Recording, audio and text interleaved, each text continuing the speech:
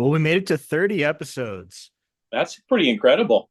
I know we were just trying to figure out what episode it was before we started, and you were saying 23, and I was like, no, I think it's more than that. And I just looked on YouTube, and last week was 29, so Wow, that's crazy. it's I fun guess stuff. we did do some in the off season too.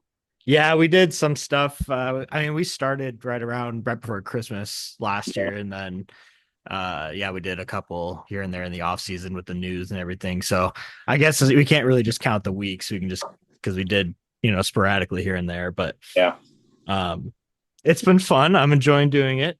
Yeah, me too. It's I don't know if our following is getting any bigger or larger necessarily, or I don't know.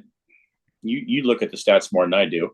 Yeah. Well, it definitely is growing substantially, like more so since the season started again too. And when I made like the Instagram account for it and everything, that kind of boosted everything because I have some of the players following and Yeah.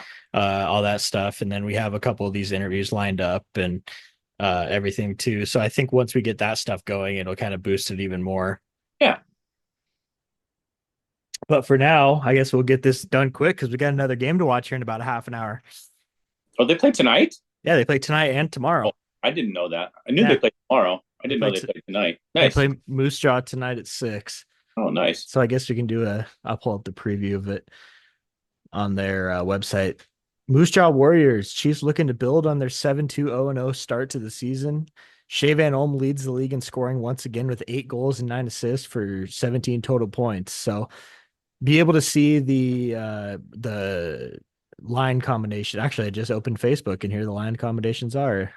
We got Van Olm, Cat, and Ekstrom top line, same as it has been. Really, I like seeing Ekstrom back on that top line. I liked Preston there, but I think Ekstrom fits there better for right now. For him, he does. I mean, yeah, I don't see he fits as well on any other line. But if he's out, then I'd like Preston up there. For sure, absolutely. And then second line, Harrington, Martin, and Redmond. I mean, that's just kind of an energy line, like a Yeah, speed line. I yeah, really like that Smith Redmond. yeah. He's been fun to watch. He's a little bit grittier, but he's quick and he's got a hell of a shot He too. Like does, yeah, he's a surprisingly good shot to me anyway. I didn't necessarily know what to expect, but I was surprised. yeah, definitely. He's got like that net front presence too that I think Yeah, that we desperately need to with the skill that we have. Um we and seem to then have a lot of guys that can do that this year for a while. true, very true. And even the guys like Gillespie and Cohen Harris and those Yeah, guys, like they'll they're not necessarily the biggest guys out there. I mean, Gillespie's a pretty big boy, no, but but they're in front of the net looking for scrappy stuff on rebounds and stuff too. exactly. I I feel like, and not no knock on any past players or anything. I feel like the last time we saw anybody was a Finley and a Shovel Day off were the last two guys that really Right. were in front of the net that did any of that kind of stuff. And I mean, that's been a long time. And those were one guy on each of those teams. Do you remember when we had like an abundance of skilled defensemen? So we put Jeff Faith up there Yeah, as a defenseman, just put yeah, him in front of the net on like the yeah, power play, and it yeah. worked out great. I mean, It he's a did. big boy and he's Yeah. scrappy, and we got Harris, Papanicus, and Preston third line. I like that line, kind of a younger line with a mix of everything. Papanicus has been really good lately. I was just going to ask you, or I was going to save it for later in this podcast. So remind me to come back to Panicus. Okay. And then fourth line, Cam Parr, Brody Gillespie, Matthew Edwards. Kind of switching Harris and Parr around there. Parr had been on the second line, but I actually don't hate seeing him back a little bit, moving Harrington up to the second line. I think that's probably going to benefit Me too. everybody up there because I think Harrington's looked really good this year too He so has. far. He looks very confident. Yeah. Defense is the same pairings it has been. Weinstein, McIsaac, Mays, Crampton, and Rhett Sather with Owen Shetler. Caden Allen the seventh, so he'll be out tonight. Carter Essler starting in net tonight. Nice. I was wondering if he was Um, going to be starting again. so I'm looking forward to watching that game. I know Moose Jaw's projected to be pretty good this year too. Yeah. I'm not really sure where they're at in the standings. But I know that they've been doing pretty decent and they've built a roster in the offseason. Hi, babe. What was I doing? Elite prospects. See some of the guys that they have on their team. Braden Yeager's one. I don't know if he's back with them yet. I know they were sending him back down from Calgary's AHL team, but I'm not 100% sure if he's there yet or not. Yeah, I So don't that's know either. kind of one guy to look out for. And then Max Finley, I think, is the younger brother of Jack Finley, if I remember Is it? correctly. Yeah, Max Finley, 17 years old. And other than that, I'm not really recognizing many of the names here, but they do have some pretty good goaltending. Jackson Unger, he's a veteran guy, 19-year-old. I'm pretty sure he was their goalie when they won the championship last year. Yeah. So Name sounds familiar for some reason. yeah, so we'll have to see how everything plays out with Yeah. that. But that's kind of a preview for tonight's game. Um, but yeah, it starts in about a half an hour, so we can Nice. wrap this up and Perfect. get to watching. So Perfect. Well, thanks for reminding me that there was a game tonight. I was just thinking tomorrow night, and I'd watch uh started in tomorrow night's game while I was still at work. But yeah, it's tonight, tomorrow, and Friday. nice. Hi, Chloe. You want to say hi? You're on the green screen. You're on the green screen. Go Chiefs, go. There you go. I like it. So I can't use my debit card at all. It says I have insufficient funds and there's $600. Well, go to STCU and talk about it. Calling them right now. Good call. So the Chiefs Eastern swing began on the Wednesday in Prince Albert. Great start to the road trip, a 2-0 shutout victory. I thought they looked fantastic. Great way to start the road trip. Brody Gillespie picking up his first Western Hockey League goal. It was kind of a defensive battle for most of the game. I mean, That was a good game. for the first two periods, we didn't score. The first goal wasn't scored till 4 minutes left in the second. Yeah. And it was kind of a greasy goal. Both goalies played awesome. That Max Hildebrand for PA was outstanding. He was unbelievable. And then Dawson Cowan again too, second career Western Hockey League shutout, 27 saves. He looked great. He did. I'm happy to see that he's got a really solid record to start the season so far too. I'm sure that's huge for his confidence. And just the overall stats too. Yeah, absolutely. I mean, starting off 4-0 and almost a .95 save percentage, and it's definitely I think he's probably playing with a little bit of a chip on his shoulder since he wasn't selected in the draft last year. Yeah, why not? And yeah, I mean, if it's just going to make you a better goalie in the long run, you might as well. Yeah.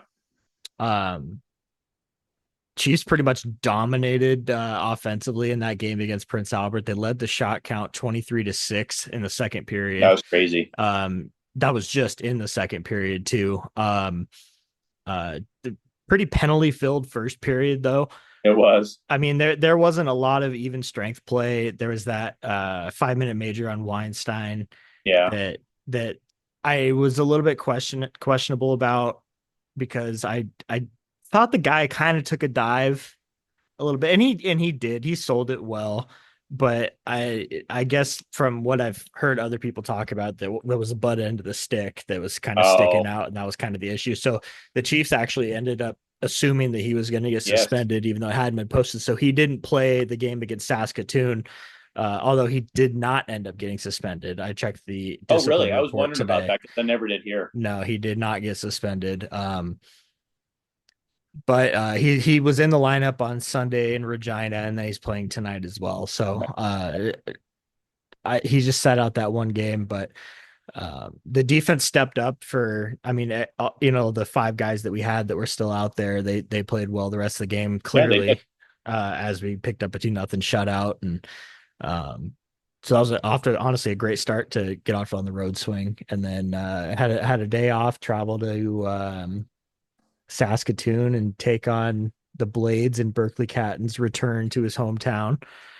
And Boyle was saying on the radio that he had about 150 friends and family there. Wow. So I thought that was pretty cool. And then of course he scores the first goal of the game. Just a beautiful snipe from the left-hand circle over the goalie's shoulder. And Chiefs ended up picking up it early. Well, not early. I guess it was in the second period, but it was early in the second period. Crampton shot the puck out to him, and he was rushing up the ice, and fired a laser in the top right corner from the left-hand circle and made it 1-0 Chiefs. And then later in the period, Ben Saunderson from Saskatoon tied it up at 1. And then Saskatoon pretty much controlled the third period. I felt like we kind of fell apart there. We did. I Um, mean, remember how long it took before we even had a shot on goal that period? yeah, well, that was the only one that we did end up getting that period. We got outshot 13-1 in the third. And Crazy. And I don't remember us ever only having one shot in a period ever. I'm yeah, sure it happened, but I don't remember it ever happening. yeah, I mean, it's the last two games between Saskatoon and then the third period against Regina the other day. Even though we picked up the win, we only had 2 shots in the third period. Really? That was So a it's game. a Wow. little bit concerning there. Defense is kind of struggling a little bit to get the puck out of their own end. Yeah. They gave up a couple of odd man rushes in Regina that kind of ended up backfiring and costing him a goal. Cowan made a couple of, I think he made 2 or 3 breakaway saves in that third period alone against Oh, Regina, wow. but they ended up scoring on one. And you got to get back to moving the puck and not trying to do it all yourself. And I'm sure Yeah, that's something new too, because they did not do that anywhere at the start of the season. it hasn't. No, it hasn't been like that at all. I thought that.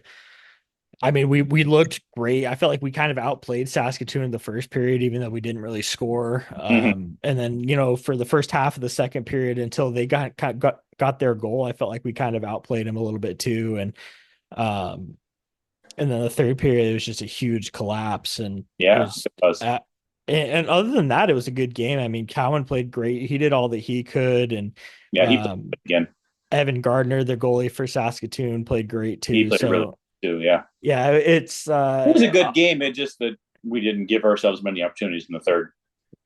obviously you're not going to win every game, but um, that's kind of a learning point, I think, especially for the young guys. And I'm sure the coaches kind of enforced that in them on the bus over I to would hope. Regina. So, I would hope so.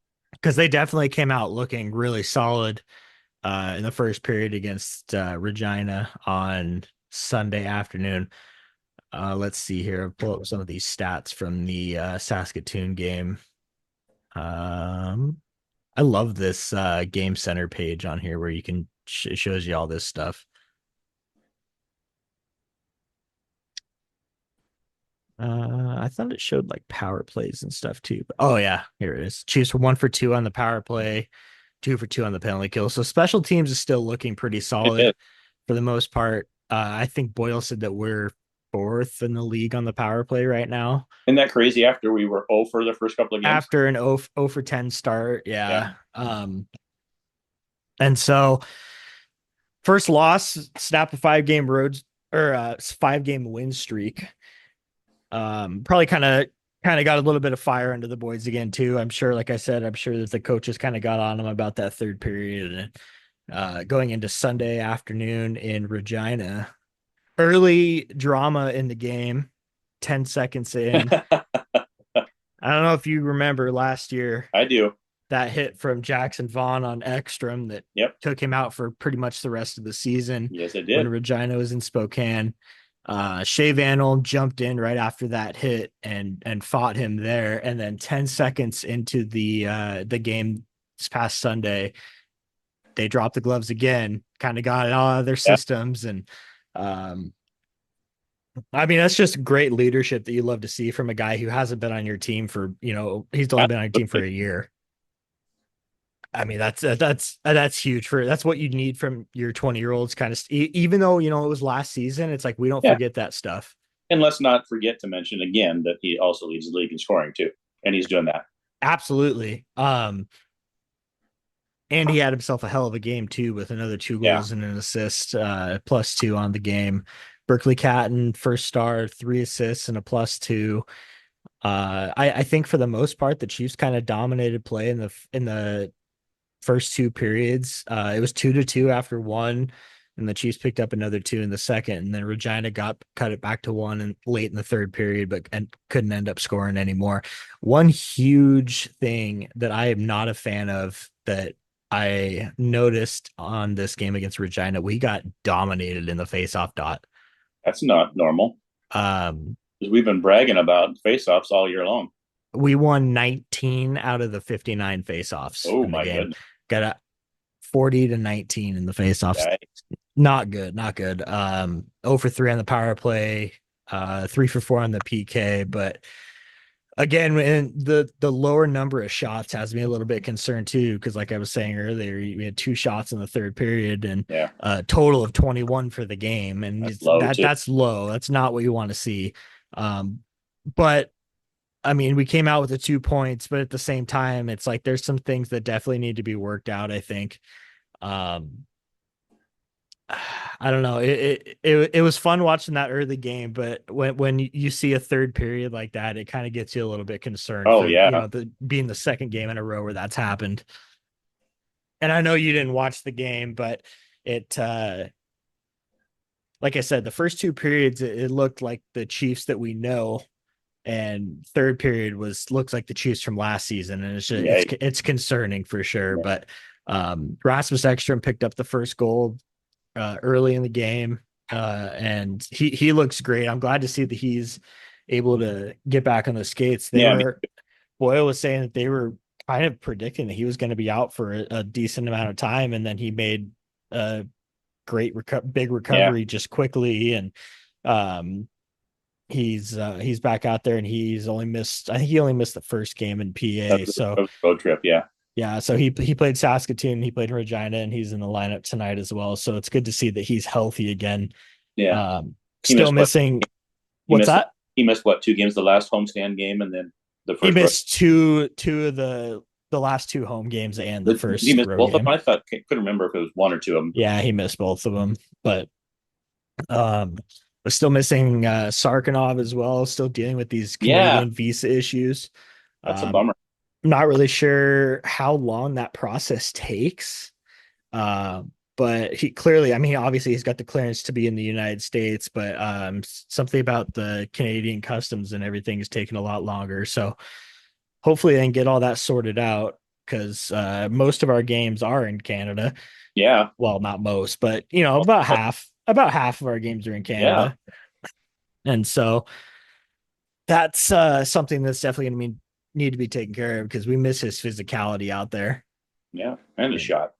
Yeah, absolutely. He's just a good player all around. But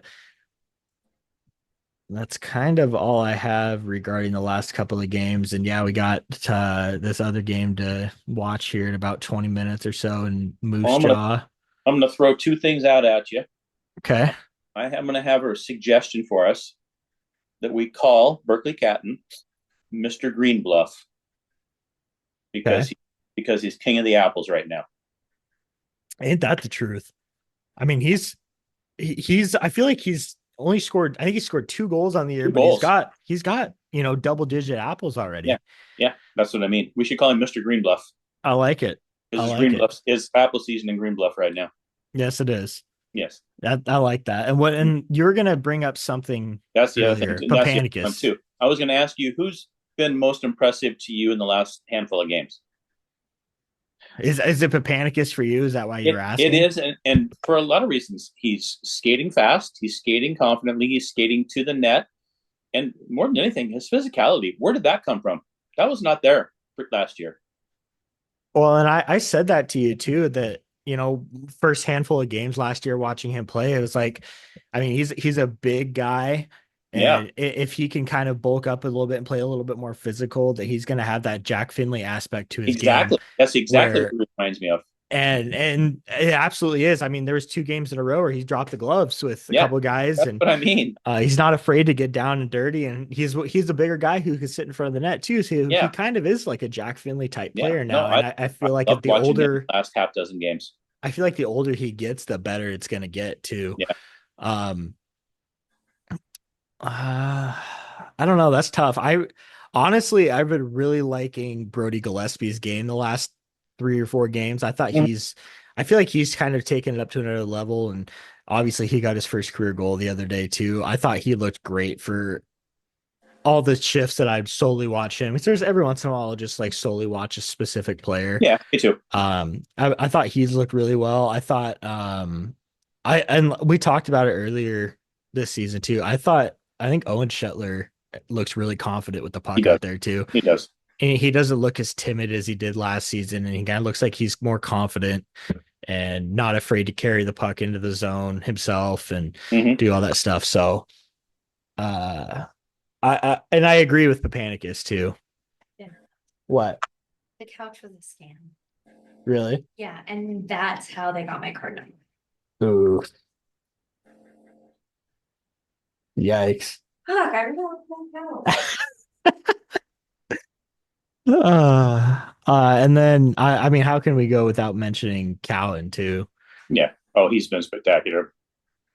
But yeah, no, honestly, I feel like if I had to, okay, I feel like if I had to pick one, it would be, I think Brody Gillespie. I really like the way he's been playing lately. So we'll kind of have to see how, Should we if let that people continues. And should we let people out there know my nickname for Panicus? Pumpernickel. Pumpernickel, because it kind of sounds it's I love almost it. easier to say.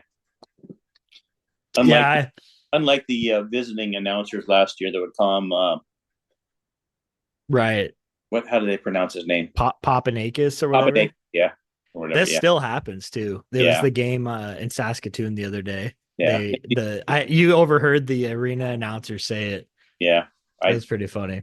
I like calling him Pumpernickel. I remember in the first game he played with us when he was 15. That's what everybody was calling him. Yeah, That's how we all thought it was pronounced. And then yeah, once he made the roster full time last year, they correct. corrected that. But Yeah. Well, one, hopefully they play well tonight and come out and play three solid periods. yeah, I hope so because you definitely need to play a 60-minute game, especially against Moose Jaw because they're coming off winning the WHL Yeah, championship and that's all got that the stuff. boys got to So, be up for that too. Playing against um, the reigning WHL champs. oh, for sure, and I'm sure that they're prepared. Yeah, But one more note: Carter Essler and Mathis Preston were among the 41 CHL players named to Team Canada for the yeah, that's 2024 awesome. World Under 17 Hockey Challenge. Um, Kind of a bummer they're on opposite white teams though. oh yeah, I know. I thought that was a little bit weird, but Canada's just got so much I talent up there at that age bracket right now that they have to have two separate teams. Yeah, That roster is always fun or that tournament's always fun to yeah. watch too though because I remember watching Captain playing that a couple Mm-hmm. years ago and light it up, and I think he was the captain for them at that He tournament. was. um and then you have Carter Essler, the goaltender for Canada Red, and then Mathis Preston is on Canada White, so that'll be another fun thing to look forward to. Yeah, A lot of WHL talent on there with Prince Albert, Medicine Hat, couple Medicine Hat guys, Vancouver, PA, Victoria, Everett, Landon DuPont, Cruz Pavio from Tri City. So Joe Aginla from Edmonton, no, the other Aginla I brother. forgot that he was in the league. Yeah, Yeah, this is his first full season. So some fun stuff to look forward to for our young guys and another big game for us to watch here in about 15 minutes or so. I'm looking forward to it. We should probably go listen to the rest of the pregame with Boiler. Let's do it. I think we should. All right. All Well, right. thanks for doing this. Sorry I was a day late on it, but It's all right. I No figure we worries. got lots of games this week to do too. So, For sure. Absolutely. So we'll kind of recap tonight, tomorrow, and Friday next yeah, week and get all that stuff figured out. So sounds good. By the way, I like the green screen. I like the backdrop. thanks. I do too. I like that I Yeah, figured out how to use this. yeah, that's nice. Yeah, A nice touch. I think so too. Now we just got to figure out how to get it on your end as well. Well, I got the Chiefs red goal light going on up That's here. true. That's close enough, eh? Yeah. All right. All right. Go Go Chiefs, go. Chiefs.